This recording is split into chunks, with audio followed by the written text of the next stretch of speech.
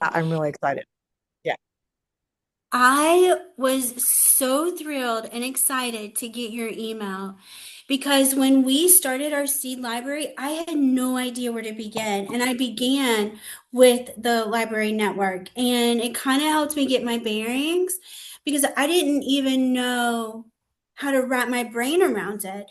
And I was under the impression, like, okay, I'm going to need to go purchase a cabinet, or I'm going to have to go and it be this big expense, and I would need grants for.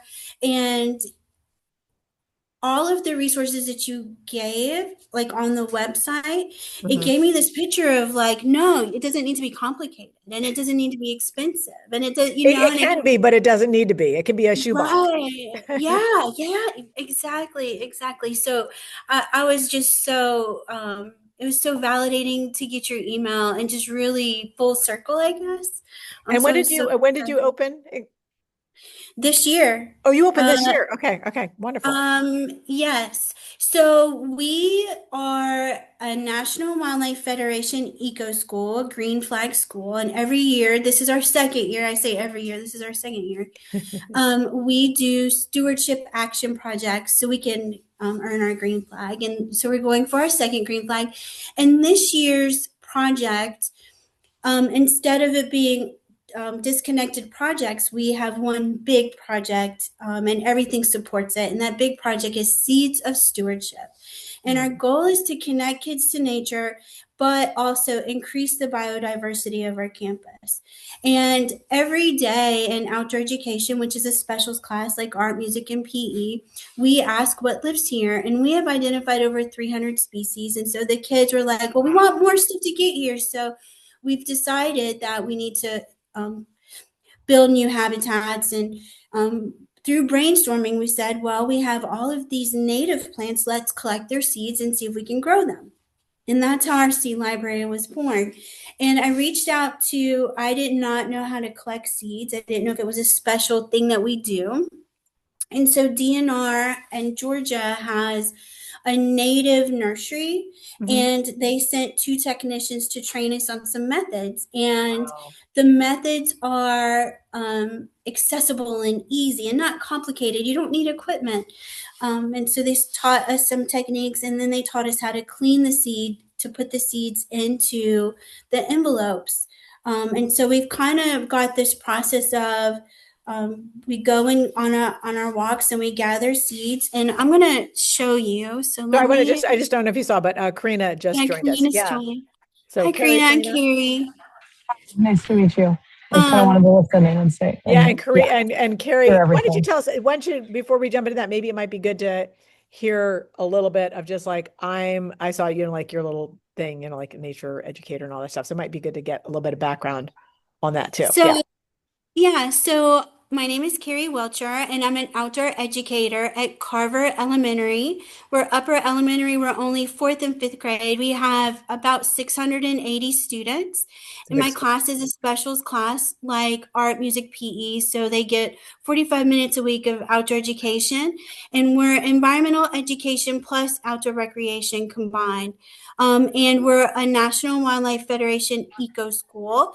And our stewardship project, so that we can earn our green flag this year, is called Seeds of Stewardship. We have a website that I can share with you that documents our action projects, but we want to connect kids to nature and then increase biodiversity on our campus.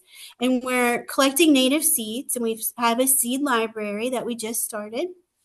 We're also removing two non-native plants, which are tallow tree and climbing fern, and then we're also creating new habitat and planting native plants. And so our seed library, well, here at Carver, I want everything to be accessible to kids so that they're inspired to go home and make things on their own. And so I try to purchase everything from the dollar store, so that way they can go, oh, I can go home and make my own seed library. So, and it's a mess right now because we're getting ready to put seeds in the ground.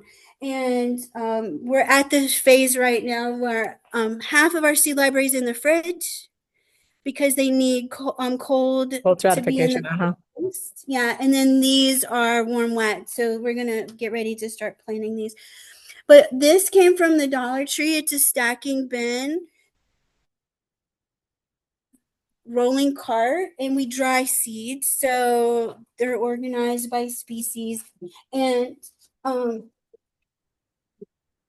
this is how we dry seeds that have to be dried. And then after we dry them, we clean them.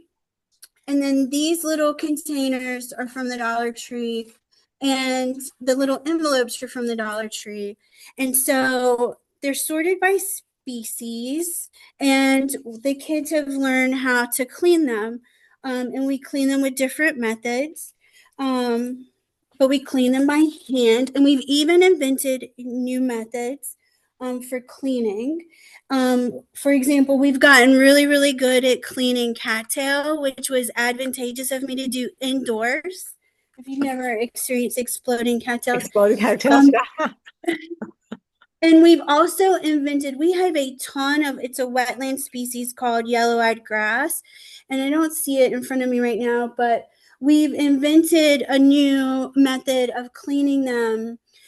So we put them upside down in bottles in the field because the seeds are powdery and they sit on top of these little cones. And if you touch them, they spread everywhere. And so we have this new method where we put these in the jar in the field, and then we just shake vigorously, and this whole jar will fill up with the tiny powdery seeds. And then we've learned how to handle powdery seeds because that's hard to, it's not easy like a sunflower seed. And so now we have, each kid at our school has their own seed packet, and they write the information of this species on there. And all of our plant choices were what was available when we went outside. And we're coastal Georgia, so everything is a wetland species. And I think we're at, I don't know, maybe 20 species now. And we catalog all of our library onto iNaturalist. So we have a project on iNaturalist, and that keeps a catalog of our species. But also, it's easy because it has your plant information, so you know like where it grows and like its habitat. Is it full sun? Like all of that is for us there, our naturalists. And then we want to share our native seeds locally. Like it doesn't make sense for me to mail you these wetland seeds if you're not coastal Georgia, because these plants like to live here.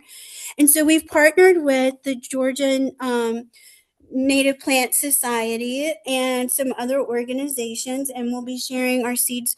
Also, the Richmond Hill Garden Club, we're going to be sharing our seeds with them, and also hopefully we'll have some like plugs that we can share at their plant sale. And the high school agriculture department is going to help us get started in planting seeds. And so it's just this whole cycle of things, not just the seed library. But what makes our seed library special is that it's student run, student managed.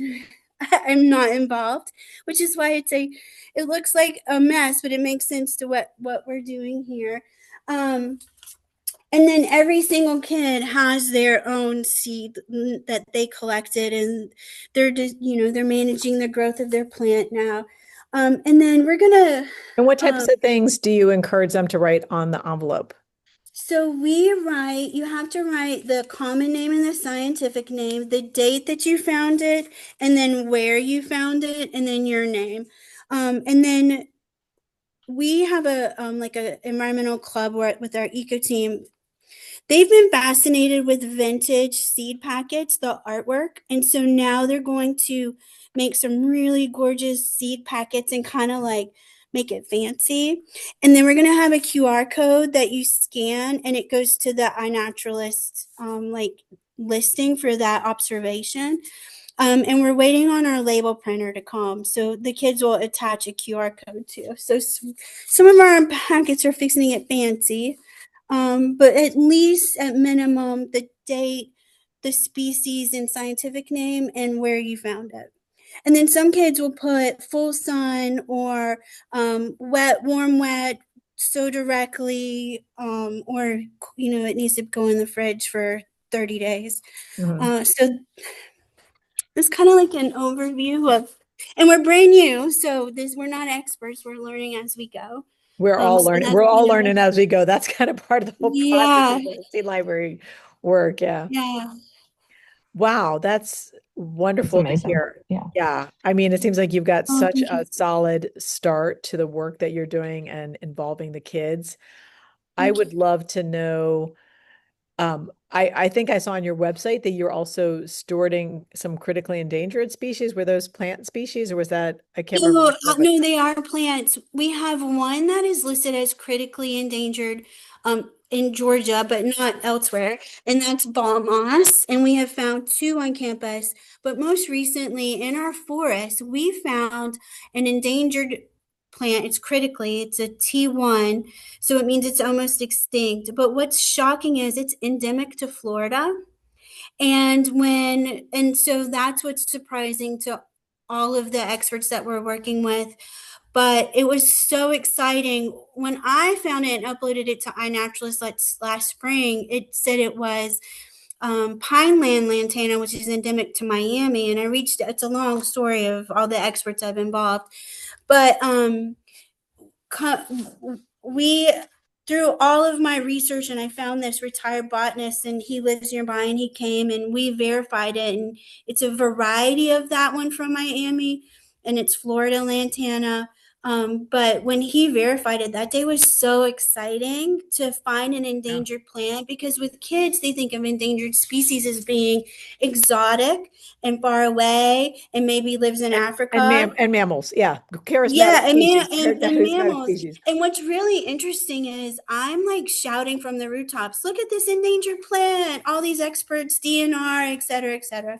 And no one is as excited as me. And Dr. Hadaway said, Carrie, it's because it's a plant. They don't, he said they don't put money towards endangered plants like they do mammals. And so it's been really interesting on that journey. But we're really excited to see kind of where it goes, and learning about how do we become its caretaker now. How do we steward this? And I don't know. We're just Do you brand new have on any that journey. So, signage, or what's the way in which people on the campus know that particularly like that one is so right super now, special and to be cared the for? only people who know the location are myself, Dr. Hadaway, and DNR, because we believe that there's probably only three living populations. And it's on a trail in our forest, and so Mhm. it's literally on the side of the trail, and we're afraid of it being vandalized, Yeah. and so it's top secret right now.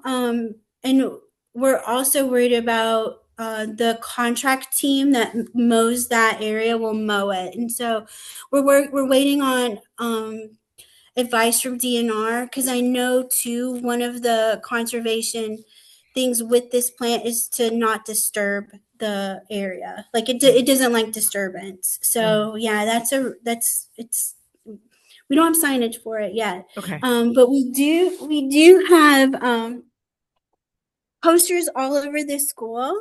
Um, it's Carver's endangered species. So we love it so much, but it's for and when it blooms, the kids will notice. They'll go, "Oh, there it is." So we have to figure out a plan for when it blooms. What are we going to do next? But we're thinking about fencing off that area. hmm Wow. I would love to see when you get the fancy vintage packets up. It would be great to get some samples of those so that people can see what can be done in a an elementary school level in terms of just that. We did a similar thing when we read Seed Folks, and the kids in sixth grade, as part of like an art project, were given a particular variety from a particular place and had to write the next character in the Seed Folks book, and then write the seed packets, Oh, create the seed packets, based on that oh, I like cultural that. heritage. Um, and I'm kind of wondering from a perspective of, I mean, you obviously seem like you have being that you have your own class and that the kids get to rotate through your course on a weekly basis, that not all like seed libraries have that luxury. But I'm wondering what kind of takeaways, maybe, for example, maybe an elementary librarian wants to do something with seed libraries, and maybe they have like we have like a native garden out front that just got put in our, it's not little, it's actually quite big and quite expensive. But just saying if there was someone who wanted to take over and the stewardship of that, like what recommendations might you have for a, elementary or middle school seed librarian who wants to incorporate natives in their collection? I think it begins first with identifying the plants that you have at your school. So I would use iNaturalist or Seek and identify the plants that you have.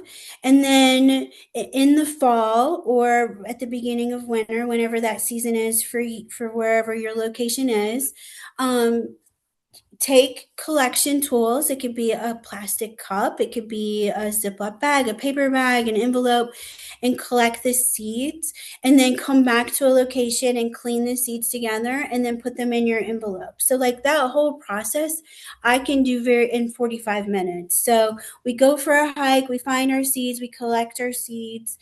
And we come back and clean them and put them in the envelope can happen in 45 minutes. And then another thing is you can say, we do it like a scavenger hunt. So I'll say, all right, everybody, we're going to go and find, it looks like a pine cone on a stick, and that's all that we're going to get today. So here's your cup. You're going to put, like I give directions. And so it could be very specific. You're going to look for ones that look like this. And I just packed it up, but the fifth graders got cups, 6 cups, and put them in a plastic bin for the fourth graders. And so the fourth graders had a little Rubbermaid container of 6 cups, and they could find 6 plants, 6 seeds, and they sorted them as they gathered. And so, like each cup had different seeds in them based on how they look. And then when you came back, we would help. All of us would be like, okay, I can say that's seed box. This is what just because. But because when you collect your seeds, you've got to know what to put on your packet because the person who's planting it needs to know what they're planting. And so I would, for a school who can't manage, like if that's too much to manage a kid having 6 different seeds, I would go on a nature, like on a walk and only look for one. Like I would say, okay, today we're going to look for these For the gumballs, and gumballs. this is the only thing we're going to get right now, or we're only going to collect cattail seeds right now, and you're going to put your cattail in a bag. So that would make it easy, I think, and the most accessible is doing a scavenger hunt for one seed, and then when you get back we all write the exact same thing on our envelopes. It's not unique. So that's how I would do Yeah, it I've at noticed with kids, first. you can sometimes get kids that are overly enthusiastic and you're just like, you just Yes. harvested like everything and there's nothing left for other people. Or Yes. the other thing is like they just started like mixing seeds together, like I'm just grabbing seeds. You're just like, oh, that's a whole year. We need to wait to get that again. It's Yes. just You understand so much of it. do Yes. you have your like cups and containers pre-labeled so when they go out there that everything is on the cup so you know what's going in, or you're just like, I'm just sending them out to get just this. I mean, it sounds like with you have the 6 cups at a time, like that might be a little bit like are they labeled? How do they know where they're going? Or are you just like, this is what it should look like when you come back? What's your kind of advice to We kids, teachers? a few different things. I don't know if I have one in here. We have a field guide. I don't think I have one in here, but it's kind of, this is a bad example. But so it'll be a field guides of seeds. Like Mhm, this might be the best format. Here's lichen of Carver. And so we'll mhm. have seeds of Carver, and it'll have like this is essentially we know what plants are out there, and it might be swamp sunflower. Here's what it looks like. It's kind of on the website. You can see the like a little so you can go with your field guide. The cups are we haven't labeled them. Probably just I haven't even thought about that. But I would tell a teacher. I would even have a photo of the seed taped to the cup or in the cup, so it's like a matching thing. And I think that would be really accessible for kids who are nonverbal. And then even a photo of like the flower. And another thing is I'll say, okay, we're gonna go look for seed box, which is a swamp species, Ludwigia, and it's you're gonna look below your knees. We're not looking up here. We're looking down on the ground. Or I'll say we're looking for swamp sunflower. You guys, it's taller than us. We're gonna be looking up here, and here's a picture of the swamp sunflower. But that's a good question. If I don't, we haven't ever. We do have field guides and we match, but I don't have the cups labeled, but I should. That's a Yeah. And I'd be curious, I'm going to make you a co-host. And if you want to kind of walk us through a little bit of of your the website website. and what you have in terms of Okay. resources so that we can, Don't judge the tabs. oh, yeah, don't worry about it. No Okay. judgment here. How, let's see. Let's see if it'll let me. Will it let me share my screen? Well, I you're click share co-host. screen. Yeah. Okay. Entire screen. Share. Are you seeing it yet? No, not yet. Can you see it, Karina? No. Oh, here it comes. No, not yet. Okay, here it goes. Oh, yes. There we go. Okay. All right. Minimize this. And let me hide this. Sorry. It's all good. Okay. So, can you see that little pop-up box? Yes, we can see Zoom that one, as, two. yes. Yeah. Allow Zoom Oh, this one. I'll allow it. And then I can minimize. Yes. Do I have to talk really fast? Do you have to go? No, I have till, 1 like 25. It's just the Okay. beginning of one. Yeah. That was my So, prep time. so the purpose of our website is to communicate to our families what their kids are doing at school. It's also to communicate to our partners and to our funders because we received some grants for this project, and then also for eco schools. And so it's a lot. It's a really big website, and it gives an overview of like the history of our project, and then these are um, you can see like the action projects of our overall project, and the seed library is specifically at the top because that's what we began with. That's like the heart of the whole thing. And then this talks about the species that we're nurturing here.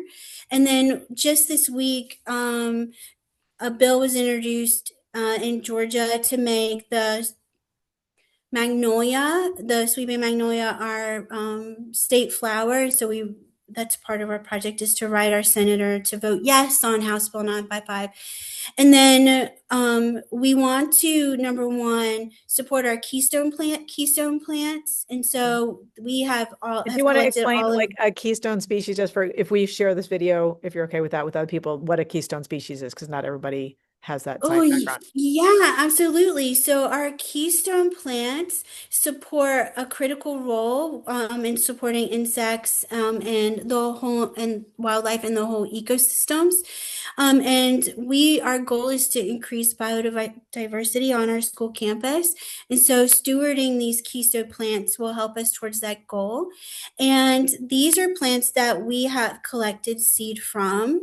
And these plants are right outside our school door. Like our campus is 50 acres. We're very lucky. And we're coastal Georgia, so these are wetland species. We have indicator plants that we also take care of, and these indicate the health of our wetlands and our marsh. The largest seed that we collect is yellow-eyed grass. This is a wetland, swampy marsh plant. When you see a decline in this population, it tells you, hey, there's a disturbance in that wetland. And then we also, I'm scrolling really fast, but one of the reasons why we began to collect our native seeds in our constructed wetland, which is part of our bioswale system, is over the winter break, we mowed down the entire wetland minus a couple of plants because our goal is to widen that.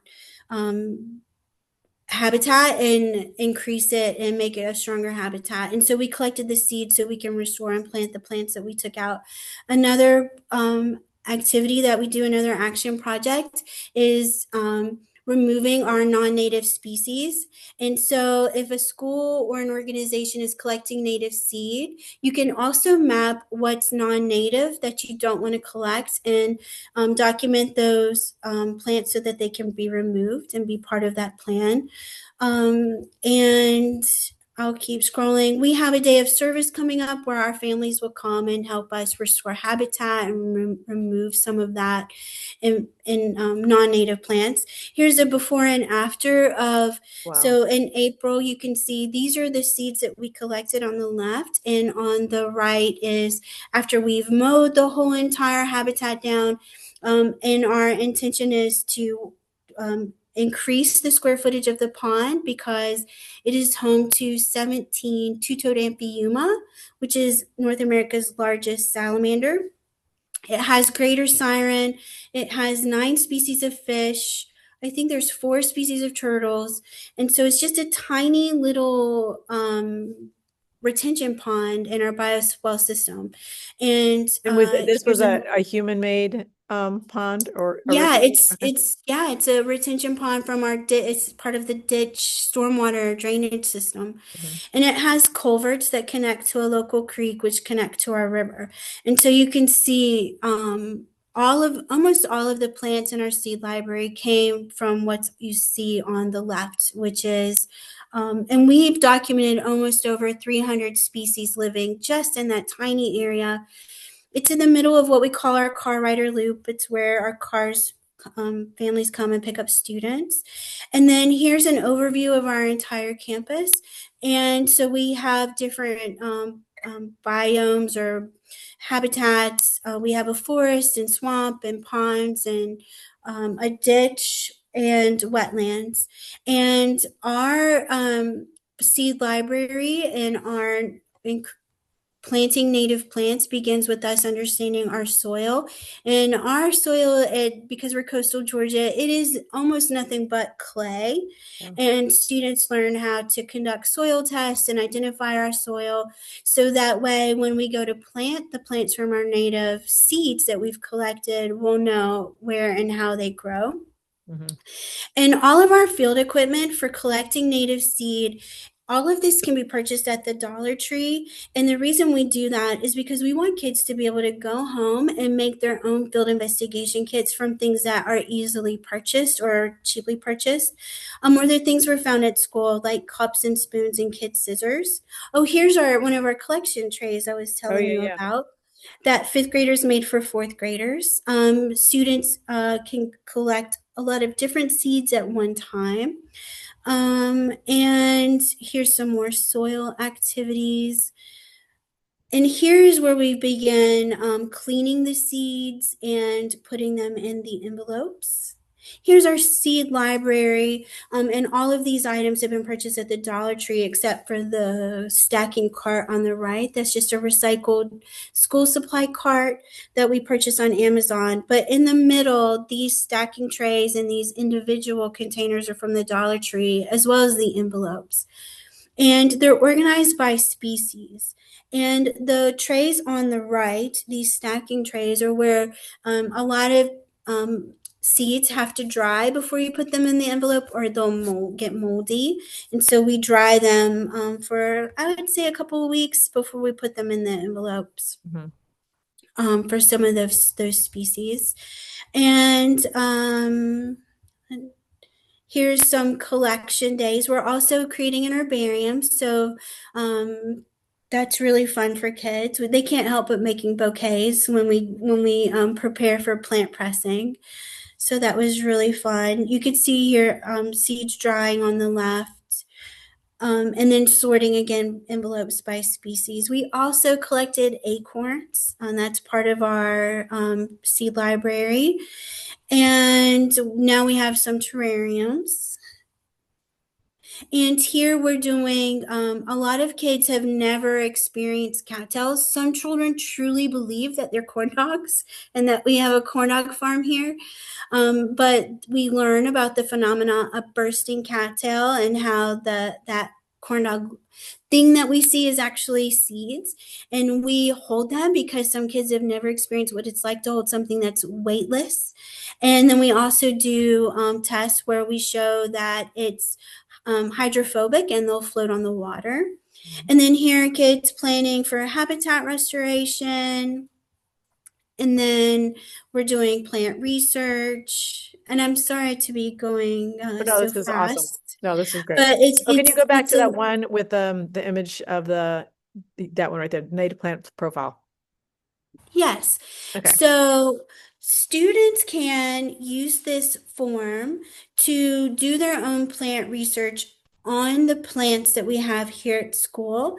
And it's helping kids learn all of these information. Like if I'm a gardener and I'm going to go plant my plant, I need to know, does it need full sun? Does it like its feet to be wet? Or does it want to be on dry ground? What kind of habitat does it come from?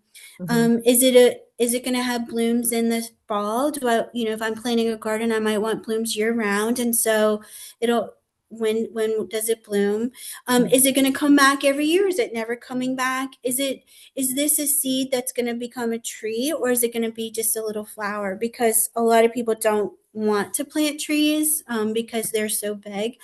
And then it also tells us who uses the plant.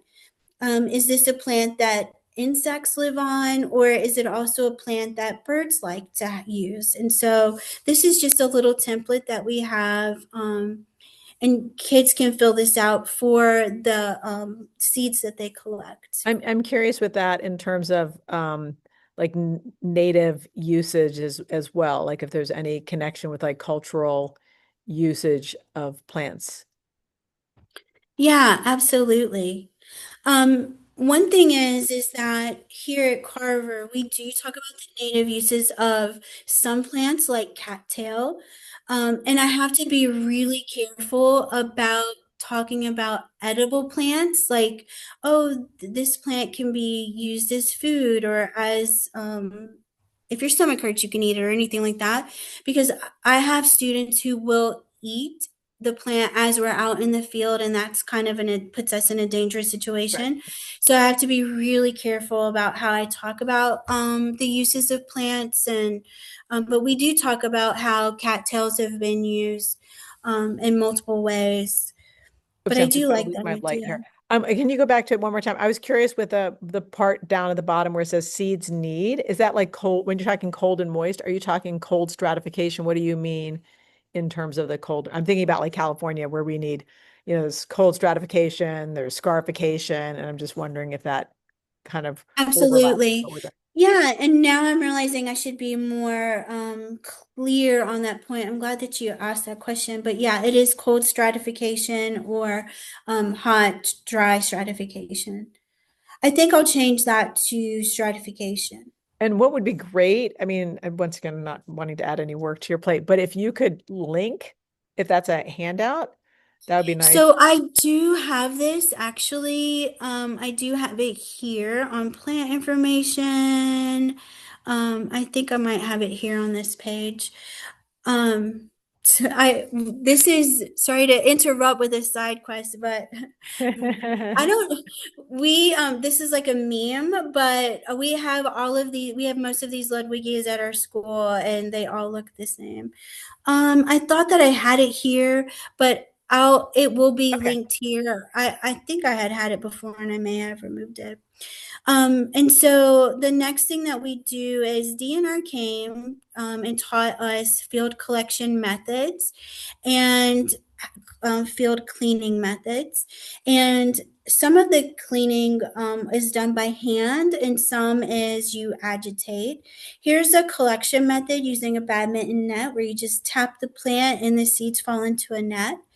And then here we are cleaning it, and we use sifters. We can use cups and shake it. You can put seeds in a jar and shake it. And so that was very helpful, was for our partners at DNR to come.